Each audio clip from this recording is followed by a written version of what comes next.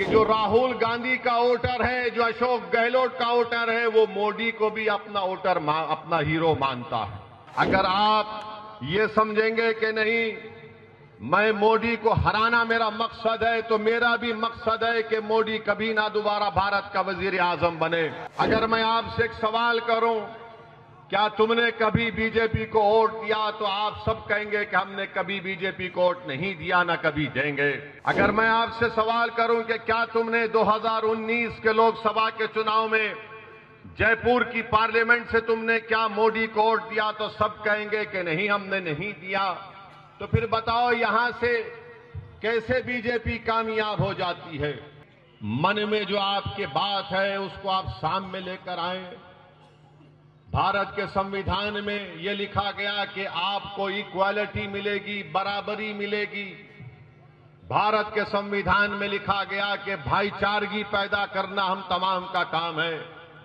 तो मैं आपको बताने आ रहा हूं कि अगर आप आजादी चाहते हैं नफरत से, अगर आप हिस्सेदारी चाहते हैं, बराबरी चाहते हैं, अगर आप डिस्क्रिमिनेशन का खात्मा चाहते हैं, अगर आप भाईचारगी को मजबूत करना चाहते हैं, तो 25 तारीख के दिन आपको मजलिस इत्तेहादुल मुस्लिमीन के हक में पतंग के निशान पर बटन दबाकर इन तमाम चीजों को हासिल करने की लड़ाई का आगाज करना पड़ेगा। अगर आप ये समझेंगे कि नहीं, मैं मोदी को हराना मेरा मकसद है, तो मेरा भी मकसद है कि मोदी कभी ना दोबारा भारत का वजीर आजम बने। मगर मेरे अजीज दोस्तों और बुजुर्गों, अगर मैं आपसे एक सवाल करूं, क्या तुमने कभी बीजेपी को वोट दिया, तो आप सब कहेंगे कि हमने कभी बीजेपी को वोट नहीं दिया, ना कभी देंगे। अगर मैं आपसे सवाल करूं कि क्या तुमने 2019 के लोकसभा के चुनाव में जयपुर की पार्लियामेंट से तुमने क्या मोदी को वोट दिया, तो सब कहेंगे कि नहीं, हमने नहीं दिया। तो फिर बताओ, यहां से कैसे बीजेपी कामयाब हो जाती है? कौन भी बेईमानी से जरूर कामयाब होती या नहीं होती, अलग बात है, मगर आप तो वोट नहीं दे रहे ना बीजेपी को,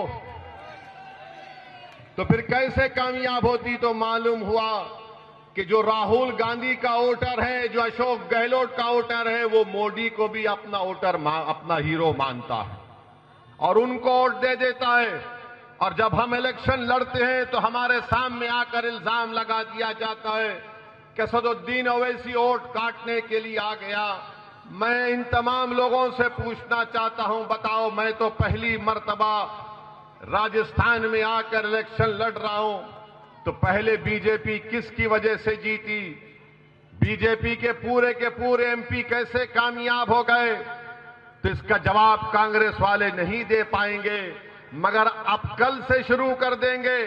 ये तमाम कांग्रेस के जो जिम्मेदार लोग हैं, जो कांग्रेस के इशारे पर कठपुतली बनकर नाचते हैं, ये कल से शुरू हो जाएंगे कि ओवैसी जयपुर को आया और आकर इसने भड़काऊ भाषण दे दिया।